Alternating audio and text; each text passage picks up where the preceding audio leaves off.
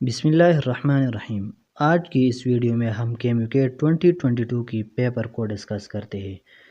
तो शुरू करते हैं। क्वेश्चन नंबर 1 है presence of cartilaginous ring in respiratory tract act is.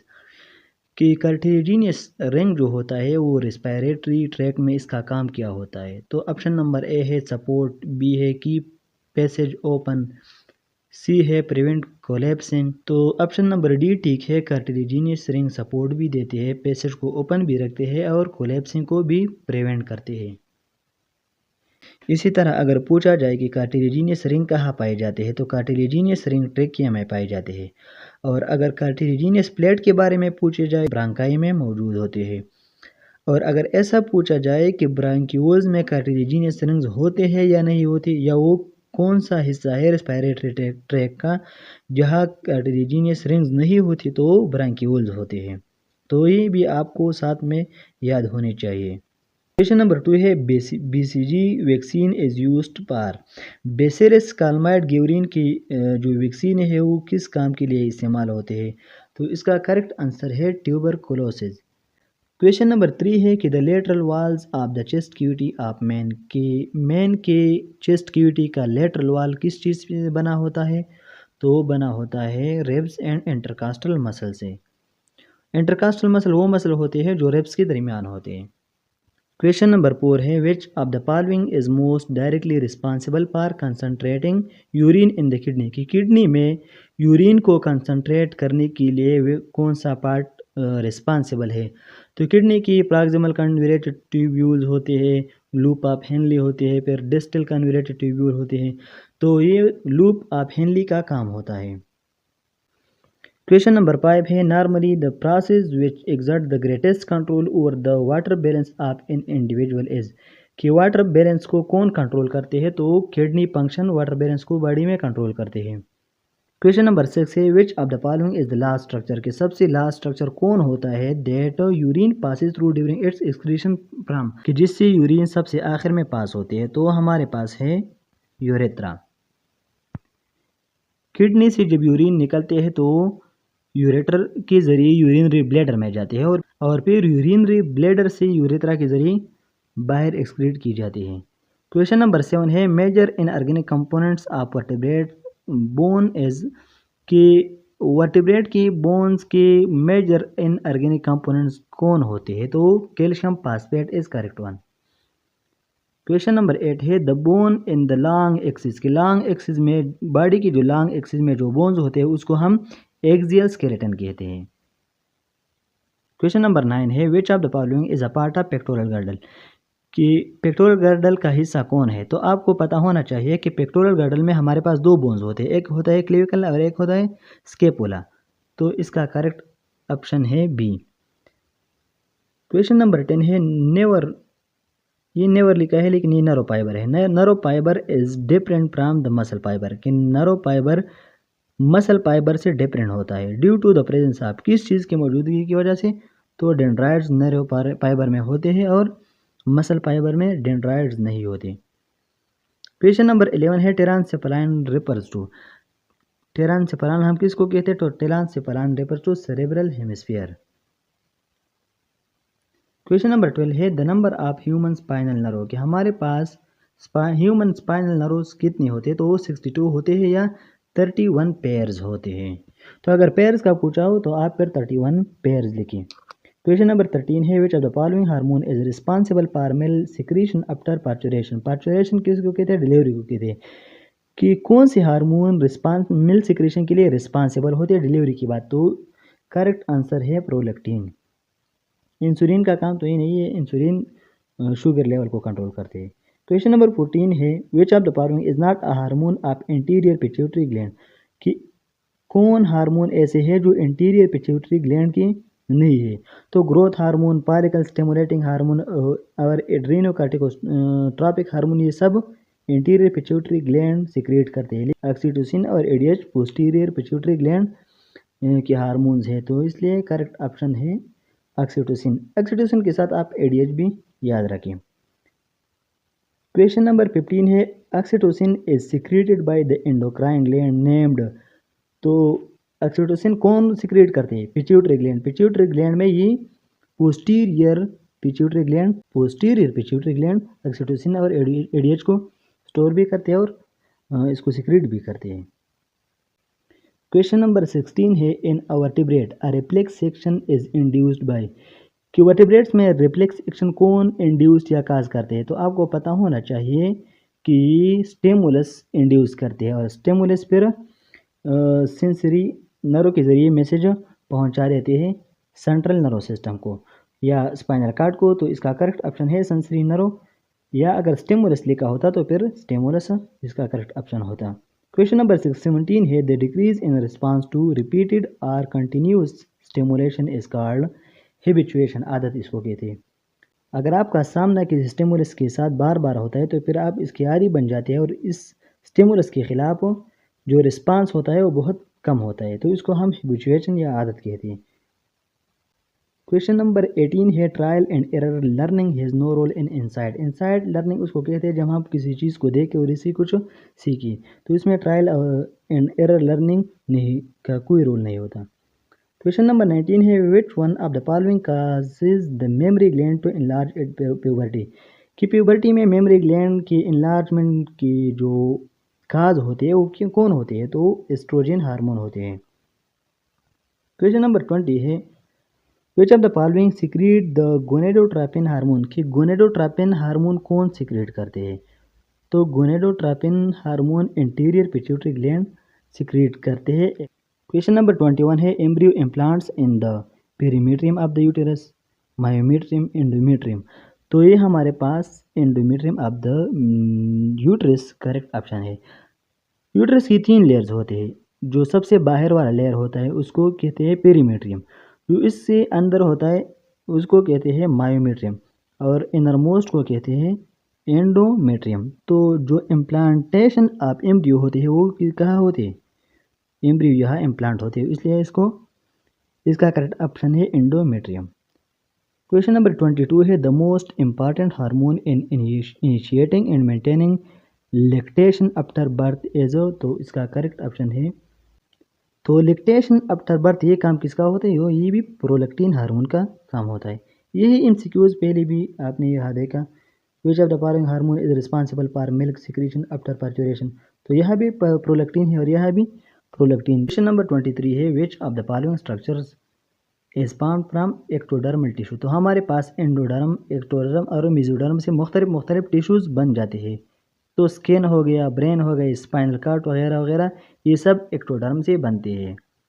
जो इंटेगुमेंट्री सिस्टम होता है, नर्व सिस्टम होता है, वो किस लेयर से बनते हैं? वो एक्टोडर्म से बनते हैं। मसल वगैरह किस से बनते हैं? मेसोडर्म से बनते हैं। ठीक है। क्वेश्चन नंबर 24 है, the pattern of sex determination found in Drosophila is.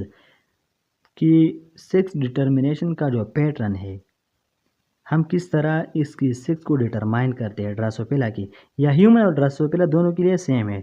तो एक्स वाई मेल को रिप्रेजेंट करते हैं और एक्स एक्स फीमेल को रिप्रेजेंट करते हैं, ड्रोसोफिला में भी और ह्यूमन में भी। तो हमारे पास करेक्ट ऑप्शन है ऑप्शन बी। क्वेश्चन नंबर 25 है, द फीमेल इन बटरफ्लाइज। तो ये बटरफ्लाइज हो गई, बर्ड्स हो गई, मोथ्स हो गई, जो पतंग वगैरह होते हैं, उनमें एक्स वाई जो होता है वो फीमेल होता है। ह्यूमन और ड्रोसोफिला में क्या एक्स वाई मेल होता है, लेकिन मोथ हो गई, मोथ्स हो, पतंग वगैरह, बर्ड्स हो गई, बटरफ्लाइज वगैरह, इसमें एक्स वाई फीमेल होता है और एक्स एक्स मेल होता है। तो आप ये दो एमसीक्यूज अपने साथ याद रखें। क्वेश्चन नंबर 26 है, a permanent change in the genetic structure. जब जेनेटिक स्ट्रक्चर में मुस्तकिल चेंज आ जाए तो इसको हम म्यूटेशन कहते हैं। क्वेश्चन नंबर 27 है, a chromosome with unequal of its arm. एक क्रोमोसोम है जिसकी आर्म्स इक्वल नहीं है तो उसको हम सब मेटासेंट्रिक क्रोमोसोम कहते हैं। क्रोमोसोम के सेंटर को हम सेंट्रोमियर कहते हैं और ये इसकी क्या हो गई? ये इसकी आर्म हो गई। तो अगर ये दोनों आर्म सेम नहीं है तो हम इसको सब मेटासेंट्रिक क्रोमोसोम कहते हैं। अगर ये दोनों आर्म सेम है तो हम इसको क्या कहते हैं? फिर मेटासेंट्रिक क्रोमोसोम कहते हैं। और अगर ये जो सेंट्रोमियर है ये एक साइड एक एंड के करीब हो अगर, तो फिर इसको हम एक्रोसेंट्रिक क्रोमोसोम कहते हैं।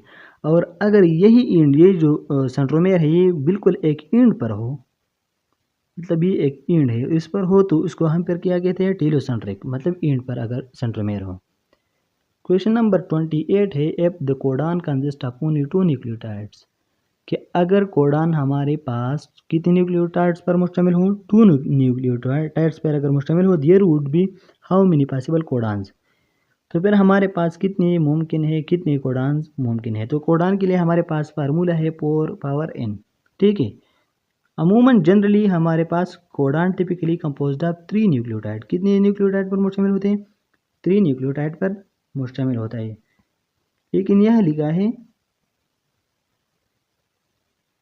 कि अगर वो 2 पर तो इसी तरह हमारे पास कोडान कितने हैं, टोटल 64 है। तो यह लिखा है कि अगर हमारे पास कोडान 2 न्यूक्लियोटाइड्स पर मुश्तमिल हो, तो इस फार्मूले में अगर हम 2 पुट करें तो इससे आता है 16, तो करेक्ट ऑप्शन है 16। क्वेश्चन नंबर 29 है, human appendix, coccyx and nictitating membrane of the eye are, कि ह्यूमन अपेंडिक्स हो गया, कॉक्सिक और निक्टेटिंग मेम्ब्रेन ऑफ आई, ये सब क्या है, तो ये सब हमारे पास क्या है, वेस्टिजियल ऑर्गन्स, साइंस की रोशनी। क्वेश्चन नंबर 30 है, सिमिलरिटी इन कैरेक्टरिस्टिक, कि खसूसियात में अगर सिमिलरिटी हो, रिजल्टिंग फ्राम कॉमन एंसेस्टर, जिसकी एंसेस्टर क्या हो, कॉमन हो, मसलन ये ए हो गया, ये बी और सी, तो बी और सी की ए क्या है, ये इन दोनों का कॉमन एंसेस्टर है, ठीक है। तो इन बी और सी में कुछ खसूसियात ऐसे होंगे जो सेम होंगे, वजह क्या होगी उसकी, ये इस कॉमन इंसेस्टर की वजह से इसमें कुछ खसूसियात सेम होंगी, तो उसको हम होमोलॉगी कहते हैं। क्वेश्चन नंबर 31 है, what is the direction of energy flow in ecosystem, कि इकोसिस्टम में एनर्जी फ्लो का डायरेक्शन क्या होता है, तो ऑलवेज यूनी डायरेक्शनल, मतलब एक डायरेक्शन में इसकी फ्लो होती है। क्वेश्चन नंबर 32 है, the rate at which the new individuals are added to a population in a unit time as, तो उसको नेटिलिटी भी कहते हैं और बर्थ रेट भी कहते हैं। उस रेट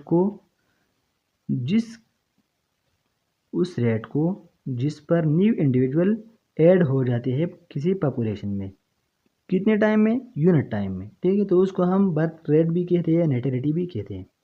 क्वेश्चन नंबर 33 है, in succession lithoseres takes place on bare rocks, तो करेक्ट ऑप्शन है option number D. Question number 34 है, द डीएनए फ्रेगमेंट है स्टिकी एंड्स, के डीएनए के फ्रेगमेंट्स अगर जब बन जाए तो इसकी एंड्स कैसे होते हैं, स्टिकी होती है, उसमें एबिलिटी होती है कि वो किसी और से अटैच हो जाए। तो ये किसकी वजह से, तो वो अनपेयर्ड बेसिस होती है, इसलिए वो एंड्स स्टिकी होती है। और वो स्टिकी एंड्स या जो डीएनए फ्रेगमेंट्स है वो हम किसकी एंजाइम के थ्रू बनाते हैं, तो उसके लिए एक एंजाइम है रिस्ट्रिक्शन एंजाइम। क्वेश्चन नंबर 35 है, the first scientifically approved vaccine was, जो सबसे पहले वैक्सीन अप्रूव हो गई थी उसका नाम है smallpox vaccine. Question number 36 है, there are divergent view on the issue of giving bonus to the employees, तो इसका करेक्ट ऑप्शन है डाइवर्जेंट। क्वेश्चन नंबर 37 है, add some milk and sugar to the tea, to your tea, तो यहाँ to use होता है। Question number 38 है, Pakistan has to fight dash to win the test series from India, तो इसका option है foot and nail. Foot and nail ये एक एडियम है, एक मुहावरा है, ठीक है, तो आपने इसी तरह इसको याद रखना है। क्वेश्चन नंबर 39 है, the number of friends and family members at the party was were had have been amazing, तो यहाँ आप एक बात याद रखें कि जब भी प्रीपोजिशन आप आ जाए, ठीक है, प्रीपोजिशन आप आ जाए तो इसके बाद जो भी सेंटेंस हो वर्ब इसके मुताबिक नहीं लगेगा, बल्कि जिससे आपसे जो पहले है उसके मुताबिक प्रीपोजिशन लगेगा। तो द नंबर क्या है, सिंगुलर है, तो द नंबर वाज अमेजिंग, ठीक है। आप इस तरह आप इस सेंटेंस को इग्नोर भी कर सकते हैं, मतलब एक पॉइंट टाइम के लिए, तो द नंबर वाज अमेजिंग, ठीक है।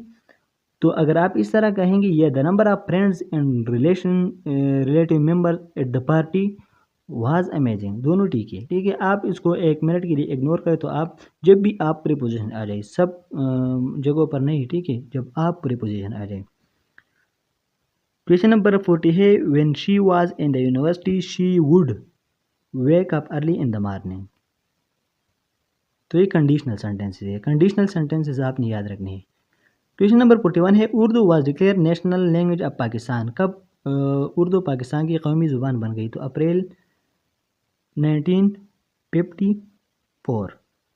क्वेश्चन नंबर 42 है first Indo Pakistan war was part in, कि पाकिस्तान और इंडिया के दरमियान पहली जंग कब लड़ी गई है? तो 1947। क्वेश्चन नंबर 43 है Allama Mohammad Iqbal died on 21 April 1938। Question number 44 है when was the first constitution of Pakistan approved. तो ये है 29 फरवरी 1956 में पाकिस्तान का पहला जो आइन है वो अप्रूव हुआ था। क्वेश्चन नंबर 45 है who wrote the national anthem. कौन?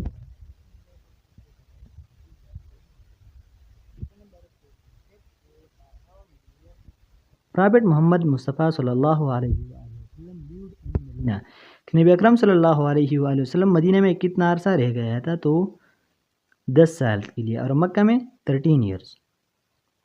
क्वेश्चन नंबर 47 है which prophet was able to talk with animals.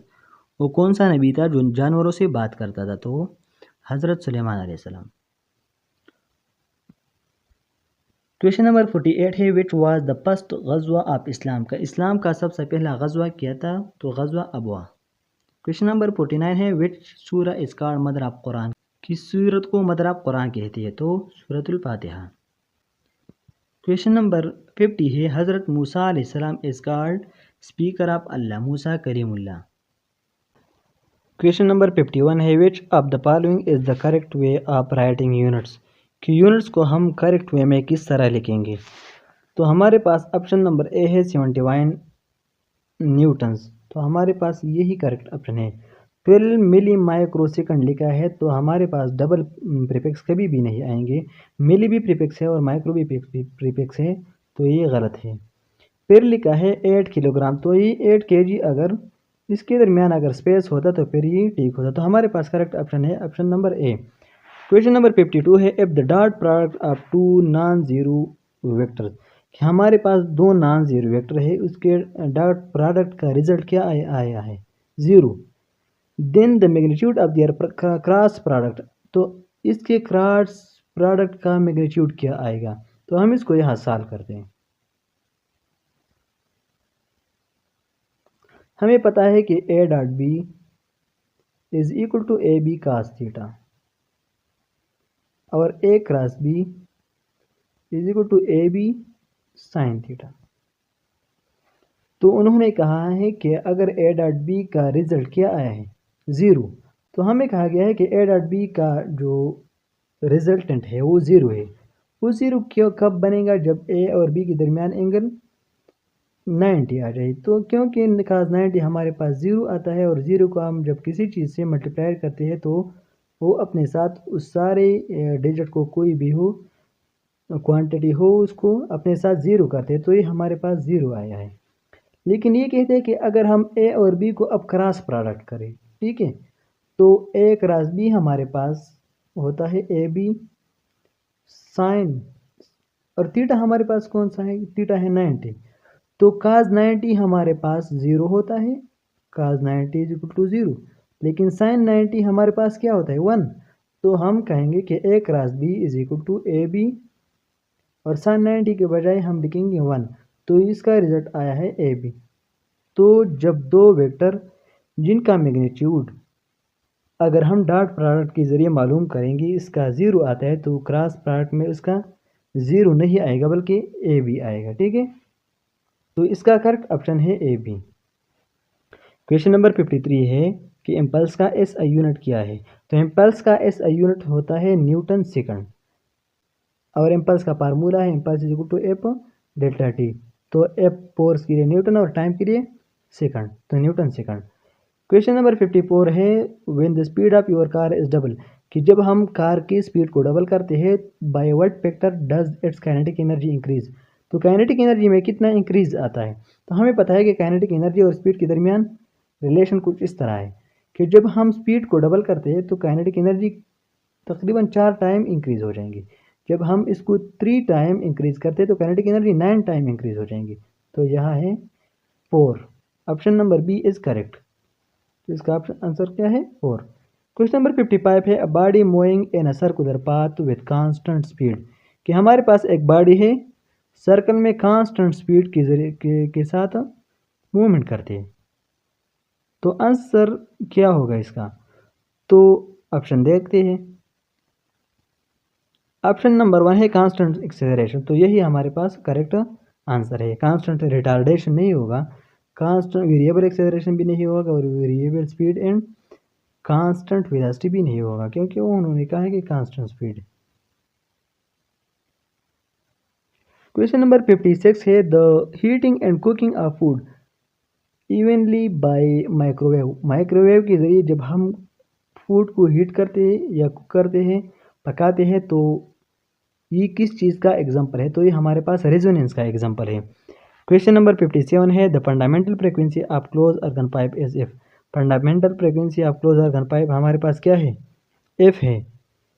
A both the ends are open. अगर हम दोनों एंड्स को ओपन करें, मतलब इस क्लोज अर्गन पाइप से हम क्या बनाते हैं, अब ओपन अर्गन पाइप बनाते हैं। Then its fundamental frequency will be, तो इसका फंडामेंटल फ्रीक्वेंसी फिर क्या होगा। तो हमारे पास एन एफ ओपन बराबर है टू एन एफ क्लोज। तो हमारे पास एन यहाँ क्या है, 1 है, क्योंकि फंडामेंटल फ्रीक्वेंसी इसका क्या है, एफ है। तो इसलिए हम 2 क्रॉस 1 क्रॉस एफ। तो इसका जवाब क्या आता है, 2f। तो हमारे पास करेक्ट ऑप्शन है option number C. Question number 58 है कि सिग्नल फ्रॉम रिमोट कंट्रोल। हम ये हमारे पास रिमोट कंट्रोल है तो डिवाइस की रिमोट कंट्रोल से डिवाइस में जो सिग्नल जाते हैं वो किस स्पीड से जाते हैं, तो वो स्पीड ऑफ लाइट से जाते हैं। क्वेश्चन नंबर 59 है, in which of the following listed system below entropy decreases. कि एंट्रोपी कहाँ डिक्रीज होता है। तो हमारे पास गैस इज कूल्ड, जब हम गैस को कूल करते हैं तो यह एंट्रोपी या डिसऑर्डर डिक्रीज होते हैं। क्वेश्चन नंबर 60 है, the unit of electric field intensity. कि हमारे पास इलेक्ट्रिक फील्ड इंटेंसिटी का यूनिट क्या है।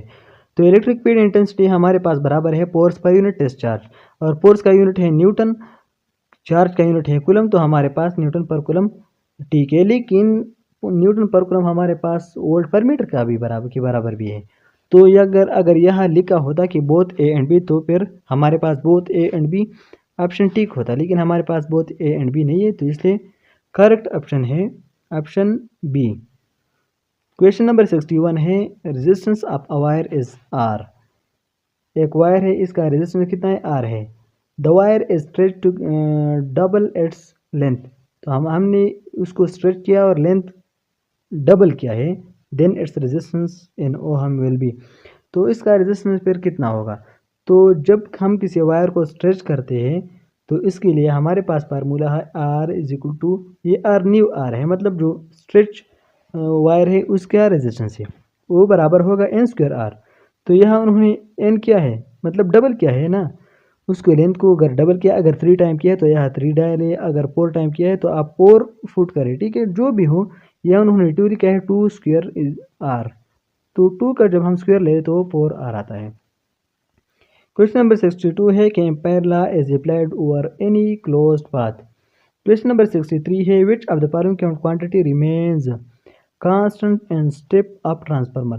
के स्टेप अप ट्रांसफार्मर में हमारे पास कौन से क्वांटिटी ऐसे होते हैं जो रिमेन कांस्टेंट होते हैं। तो आपको याद होनी चाहिए कि चाहे ट्रांसफार्मर स्टेप अप हो या स्टेप डाउन हो, हमारे पास पावर हमेशा कांस्टेंट होते हैं, क्योंकि जब पावर का फार्मूला है P is equal to I V, जब करंट इंक्रीज होता है तो वोल्टेज डिक्रीज होता है। लेकिन स्टेप अप ट्रांसफार्मर में क्या होता है कि स्टेप अप ट्रांसफार्मर में वोल्टेज इंक्रीज होता है तो करंट क्या होगा, डिक्रीज होगा। जब एक इंक्रीज और दूसरा डिक्रीज हो जाए तो दोनों का मल्टीप्लिकेशन का रिजल्ट जो है वो पावर है, तो पावर हमें हमेशा कांस्टेंट रहेगा। क्वेश्चन नंबर 64 है, the peak value of alternating current is 2A under the root 2A। कि पीक वैल्यू क्या है हमारे पास, अंडर द रूट 2A है। तो mean square value of current, तो करंट का मीन स्क्वायर वैल्यू क्या होगा? तो हमारे पास रूट मीन स्क्वायर का फार्मूला है peak value divide by under the root 2। तो इस फार्मूले में अगर हम पुट करते हैं तो पीक वैल्यू हमें दी गई है under the root 2 into A divide by under the root, ये फार्मूले का अंडर द रूट। तो ये एक दूसरे को कैंसिल करते हैं, हमारे पास आंसर आता है ए, जो कि गिवन आंसर में नहीं है, तो हमारे पास none of the above. Question number 65 है which of the following is ferromagnetic, कि हमारे पास फेरोमैग्नेटिक कौन सा है? तो बेरियम हमारे पास फेरोमैग्नेटिक है क्योंकि उसमें अनपेयर इलेक्ट्रॉन नहीं है। फेरोमैग्नेटिक हमने उस सब्सटेंस को कहा था कि वो सब्सटेंस जो मैग्नेटिक फील्ड को स्ट्रांगली अट्रैक्ट करे। क्वेश्चन नंबर 66 है P N junction when reverse bias, जब हमारे पास P N junction act as a reverse bias तो हमारे पास वो आप स्विच की तरह काम करता है, और अगर फॉरवर्ड बायस हो तो हमारे पास ऑन स्विच की तरह काम करता है। क्वेश्चन नंबर 67 है अकॉर्डिंग टू आइंस्टाइन, क्या आइंस्टाइन के मुताबिक increasing the brightness of beam, कि जब बीम के ब्राइटनेस को हम इंक्रीज करते हैं मतलब हम इंटेंसिटी को इंक्रीज करते हैं, क्योंकि विदाउट चेंजिंग कलर विल, तो हमारे पास जब हम कलर को चेंज नहीं करते लेकिन हम क्या करते हैं, कलर को जब हम चेंज करते हैं तो इसका मतलब है कि हम फिर फ्रिक्वेंसी को चेंज करते हैं, लेकिन यहाँ लिखा है कि हम सिर्फ इंटेंसिटी को इंक्रीज करते हैं। तो आपको मैंने कहा था कि जब इंटेंसिटी की बात आ जाए आइंस्टाइन को मेंशन करते हुए तो हम फिर कहेंगे कि नंबर ऑफ प्रोटॉन्स फिर इंक्रीज होंगे, और अगर फ्रीक्वेंसी की बात आ जाए तो हम फिर क्या कहेंगे कि काइनेटिक एनर्जी में इंक्रीज आएगा या चेंजेस आएंगे। क्वेश्चन नंबर 68 है the reverse process of X ray production, कि एक्स रे प्रोडक्शन का रिवर्स प्रोसेस क्या होगा? तो एक्स रे प्रोडक्शन का रिवर्स प्रोसेस होता है photoelectric effect. 69 number question है sum of masses of constituent nucleus, nucleus का जो कंस्टिट्यूएंट मास है वो जब हम ऐड करें, मतलब ये प्रोटॉन है और ये न्यूट्रॉन, अगर ये दोनों हम ऐड करें और फिर जब न्यूक्लियस के मास के साथ इसको कंपेयर करें मास ऑफ होल न्यूक्लियस, तो ये इसका रिजल्ट ये कहते हैं कि क्या आता है, तो इसका रिजल्ट हमेशा 1 से ज़्यादा होगा। क्यों? क्योंकि ये हमने मास डिफेक्ट में पढ़ा भी है, अगर आपने नहीं पढ़ा तो आप मास डिफेक्ट पढ़ें कि कुछ मास कन्वर्ट होते हैं बाइंडिंग एनर्जी में। बाइंडिंग एनर्जी क्या होती है? वो एनर्जी जो न्यूक्लियस को मतलब होल्ड करते हैं, ठीक है। तो कुछ मास यहाँ से एनर्जी में कन्वर्ट हो गया है, तो ये एनर्जी में अगर कन्वर्ट हो गया है तो न्यू मास कम होगा ना, तो ज़्यादा को अगर कम पर हम डिवाइड करें तो वो 1 से हमेशा ज़्यादा आएगा, तो यहाँ आंसर है ग्रेटर देन 1। क्वेश्चन नंबर 70 है which of the following is boson, कि हमारे पास बोजान इसमें कौन से है? तो प्रोटॉन और न्यूट्रॉन जो है ये हेड्रॉन्स हैं, प्रोटॉन हमारे पास बोजान है। द एलिमेंट, क्वेश्चन नंबर 71 है the element which are most abundant in earth, कि हमारे पास अर्थ में सबसे ज़्यादा कौन सा एलिमेंट पाया जाता है? तो अगर ऑक्सीजन दिया हो तो इसका करेक्ट ऑप्शन क्या है? ऑक्सीजन, लेकिन यहाँ उन्होंने ऑक्सीजन नहीं दिया है, तो silicon and aluminium is correct answer. Question number 72 है strongest reducing agent among the halogens, की हेलोजेंस में हमारे पास स्ट्रांगेस्ट रिड्यूसिंग एजेंट कौन होगा? तो आपको पता है कि रिड्यूसिंग एजेंट को हमने किसको कहा है? रिड्यूसिंग एजेंट उसको कहते हैं जो किसी और को रिड्यूस करे, मतलब किसी और को इलेक्ट्रॉन दे रहे। तो आयोडीन आसानी के साथ इलेक्ट्रॉन देते हैं ब्रोमीन, क्लोरीन और फ्लोरीन की बनिस्बत, तो हमारे पास I2 is correct option. Question number 73 है पोटाशियम फेरोसाइनाइड एज अ, तो ये हमारे पास कम्प्लेक्स साल्ट है। क्वेश्चन नंबर 74 है which of the following is non paramagnetic, हमारे पास पैरामैग्नेटिक कौन सा नहीं है? ऐसा क्वेश्चन यहाँ भी आया था, तो इसका ऑप्शन था बेरियम, और यह ऑप्शन है हमारे पास Sb एंटीमनी। एंटीमनी हमारे पास है एक मेटेराइड है और उसमें अनपेयर्ड इलेक्ट्रॉन नहीं होते, तो अनपेयर्ड इलेक्ट्रॉन अगर होते तो फिर ये पैरामैग्नेटिक होते, लेकिन ये पैरामैग्नेटिक इसलिए नहीं कि इसमें अनपेयर्ड इलेक्ट्रॉन नहीं है। क्वेश्चन नंबर 75 भी यही क्वेश्चन है which of the following is not paramagnetic, तो Sb। क्वेश्चन नंबर 76 है potassium dichromate act as a strong oxidizing agent, potassium K2Cr2O7 हमारे पास क्या है? स्ट्रॉन्ग ऑक्सीडाइजिंग एजेंट है। 77 नंबर क्वेश्चन है the first organic compound present in laboratory prepared in the laboratory, की laboratory में सबसे पहले जो कंपाउंड बनाए गए थे ऑर्गेनिक उसको हम यूरिया कहते हैं। क्वेश्चन नंबर 78 है coal can be converted to petroleum, की कोयल को हम पेट्रोलियम में कन्वर्ट करते हैं किस प्रोसेस के तहत? तो प्रेशर ट्राप प्रोसेस को कहते हैं। क्वेश्चन नंबर 79 है pressure trap synthesis involve the formation of alkane by the combination of. तो जब कार्बन मोनोऑक्साइड और हाइड्रोजन मिल जाए तो हमारे पास अल्केन बनाते हैं, और इस प्रोसेस को हमने क्या कहा, pressure trap process. Question number 80 है कि when HCl is added to acetylene, when excess of HCl, जब हम एक्सिस ऑफ HCl किस में ऐड करें, एसिटाइलिन में, तो द प्रोडक्ट इज, तो जब हम एक्सिस में HCl को ऐड करते हैं तो इसका प्रोडक्ट होगा 1,1 डाइक्लोरो ईथेन।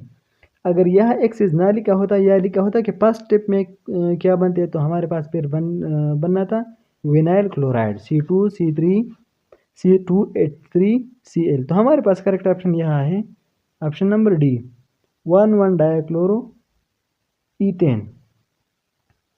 क्वेश्चन नंबर 81 है how many isomers are possible for C2H6O। तो हमारे पास ईथर का फार्मूला भी है और इथेनॉल का भी है, तो हमारे पास 2 आइसोमर पॉसिबल है। क्वेश्चन नंबर 82 है डिहाइड्रोहेलोजिनेशन ऑफ अल्काइल हैलाइड, कि अल्काइल हैलाइड की डिहाइड्रोहेलोजिनेशन अगर हम करेंगे तो किस चीज़ की प्रेजेंस में, तो ये अल्कोहलिक के OH की मौजूदगी में। और अगर यह लिखा होता कि अगर हम सब्सटीट्यूशन रिएक्शन करते हैं तो सब्सटीट्यूशन रिएक्शन फिर एक्वस के OH की मौजूदगी में हम करते हैं। क्वेश्चन नंबर 83 है और फिर उनका जो प्रोडक्ट होता है वो अल्कोहल होता है। क्वेश्चन नंबर 83 है an example of an electron deficient species is, electron deficient species जिसमें इलेक्ट्रॉन कम हो तो उसको हम इलेक्ट्रोफाइल कहते हैं, इलेक्ट्रॉन लवर्स भी कहते हैं। क्वेश्चन नंबर 84 है the carbon atom carrying positive charge, कि कार्बन पर अगर पॉजिटिव चार्ज आ जाए and attached to 3 other atoms, और 3 और एटम्स के साथ भी ही अटैच हो ये कार्बन, तो इसको हम क्या कहते हैं, तो हम इसको कार्बोकेटाइन कहते हैं। क्या कहते हैं, कार्बोकेटाइन। और अगर कार्बन पर नेगेटिव चार्ज आ जाए तो हम इसको क्या कहते हैं, कार्बोएनाइन या कार्बेनाइन कहते हैं।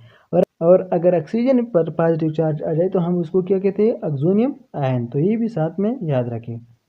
क्वेश्चन नंबर 85 है ज्योमेट्री ऑफ मिथाइल क्लोराइड, कि मिथाइल क्लोराइड की ज्योमेट्री क्या है, तो इसकी ज्योमेट्री है टेट्राहेड्रल। क्वेश्चन नंबर 86 है ट्राईमिथाइलिन ग्लाइकोल, कि ट्राईमिथाइलिन ग्लाइकोल के जो स्ट्रक्चर है या इसको हम क्या कहते हैं, तो एक ऑप्शन नंबर 1 है विसिनल डायोल। तो विसिनल डायोल का ये फार्मूला है। ऑप्शन नंबर बी है जेमिनल डायोल। जेमिनल डायोल और विसिनल डायोल में ये फर्क है कि जेमिनल डायोल में 2 OH ग्रुप एक कार्बन के साथ अटैच होते हैं, लेकिन विसिनल डायोल में 2 OH ग्रुप 2 कार्बन जो एक दूसरे के करीब हो, नाइबर हो, उसके साथ अटैच हो, तो उसको हम क्या कहते हैं, विसिनल डायोल। लेकिन ट्राईमिथाइलिन ग्लाइकोल में हमारे पास क्या है, 2 OH ग्रुप हैं, लेकिन ये ना करीब है और ना एक ही कार्बन के साथ अटैच होते, इसलिए, और न ये ट्रायोल है। ट्रायोल हम उसको कहते हैं जिसमें 3 OH ग्रुप हो, ठीक है। तो इसमें 3 OH ग्रुप तो नहीं है, तो none of these is correct option. Question number 86 है which one is an aromatic alcohol, कि हमारे पास इनमें एरोमेटिक अल्कोहल क्या है, कौन है, तो बेंजाइल अल्कोहल हमारे पास एरोमेटिक अल्कोहल है। क्वेश्चन नंबर 88 है the appearance of the cloudiness, तो ये क्वेश्चन कुछ गलत था, मैंने इस तरह इसको करेक्ट करने की कोशिश की है कि अगर क्लाउडनेस कहाँ आती है, जब अल्काइल क्लोराइड किसी के साथ रिएक्शन करते हैं जैसे कि H2O वगैरह, तो ये ना ऑप्शन में था ना क्वेश्चन, ये क्वेश्चन में भी गलती थी, तो मैंने इसको क्रॉस भी किया है। अगर किसी के साथ इसका 88 नंबर क्वेश्चन ठीक हो तो कमेंट सेक्शन में सेंड करें, मैं इसका जवाब करवा देता हूँ आपको। क्वेश्चन नंबर 89 भी कुछ इसके स्टेटमेंट में भी कुछ कमी थी, मैंने ये ऐड किया है which method reduce the carbon आप कार्बोनाइल ग्रुप, कार्बोनाइल ग्रुप के कार्बन को कौन से मेथड के जरिए रिड्यूस किया जाता है, तो उसको क्लेमेंसन मेथड कहते हैं। क्वेश्चन नंबर 90 है कि आईयूपैक नेम ऑफ एसीटोन, कि एसीटोन का आईयूपैक नेम क्या है, तो एसीटोन का आईयूपैक नेम है प्रोपेन 1, मीथेन एथेन प्रोपेन और 1 कीटोन के लिए तो इसको कहते हैं प्रोपेन 1। क्वेश्चन नंबर 91 है which aldehyde is more reactive toward nucleophilic addition, कि कौन सा अल्डिहाइड हमारे पास मोस्ट रिएक्टिव होते हैं न्यूक्लियोफिलिक एडिशन रिएक्शन के लिए। तो formaldehyde is correct option. Question number 92 है the compound with highest boiling point. वो कंपाउंड जिसकी बॉइलिंग पॉइंट बहुत ज़्यादा हो तो हमारे पास एसिटिक एसिड है। वाटर की 100 डिग्री सी है लेकिन एसिटिक एसिड की 118 डिग्री सी है। यह अगर पिनोल होता तो फिर पिनोल हमारे पास करेक्ट ऑप्शन होता। क्वेश्चन नंबर 93 है विच स्ट्रांगेस्ट एसिड कि स्ट्रांगेस्ट एसिड इसमें कौन सा है। तो फ्लोरो एसिटिक एसिड। फ्लोरो एसिटिक एसिड हमारे पास स्ट्रांगेस्ट है एसिटिक एसिड से। जब हेलाइड अटैच हो जाए एसिटिक एसिड के साथ तो हम फ्लोरो एसिटिक एसिड मोर एसिडिक होगा क्लोरो से। क्लोरो मोर एसिडिक होगा ब्रोमो से और ब्रोमो मोर एसिडिक होगा आयोडो से। तो ये ऑर्डर कुछ इस तरह है फ्लोरो क्लोरो ब्रोमो और आयोडो। क्वेश्चन नंबर 94 है the optimum pH of pepsin. Pepsin की ऑप्टिमम पीएच 2 होती है, ट्रिप्सिन की 8 होती है। Protein present in haemoglobin has the structure. Haemoglobin में जो प्रोटीन होती है उसका स्ट्रक्चर क्या होता है, क्वाटरनरी स्ट्रक्चर होता है। और प्रोटीन का जो 3D स्ट्रक्चर होते हैं वो कौन से स्ट्रक्चर की वजह से होते हैं, वो टर्शरी स्ट्रक्चर की वजह से होते हैं। पिछले टेस्ट में ये एमसीक्यूज भी आया था। 96 नंबर एमसीक्यूज है the term black gold is. Black gold हो गए, लिक्विड गोल्ड हो गए, ये हम पेट्रोलियम को कहते हैं। क्वेश्चन नंबर 97 है nail polish removers are mainly composed of. कि नेल पॉलिश रिमूवर्स में हमारे पास क्या होते हैं, तो वो हमारे पास प्रोपेन 1 कीटोन होते हैं, एसीटोन होते हैं। क्वेश्चन नंबर 98 है ozone layer is upper atmosphere is being destroyed by. कि जो हमारे पास अपर एटमॉस्फेयर में ओजोन लेयर है वो किसकी वजह से डिस्ट्रॉय होता जा रहा है। तो क्लोरोफ्लोरोकार्बन की वजह से ये डिस्ट्रॉय हुआ भी है और आगे भी डिस्ट्रॉय होता जा रहा है, मतलब ये जारी है अभी तक ये डिस्ट्रक्शन। क्वेश्चन नंबर 99 है the basic principle of green chemistry. Green chemistry का की बेसिक उसूल क्या है। तो इसकी बेसिक उसूल ऐसे है to create less hazardous synthetic chemistry की ऐसी सब्सटेंस चीज़ें बनाए जो माहौल के लिए नुकसानदेह ना हो या बहुत कम नुकसानदेह हो। 100 नंबर क्वेश्चन है which of the following method relatively gives more information about the structure of an organic compound. कि एक ऑर्गेनिक कंपाउंड के बारे में कौन सा मेथड ऐसा है जो ज़्यादा इंफॉर्मेशन देती है। तो हमारे पास IR spectroscopy is correct option. Thank you so much.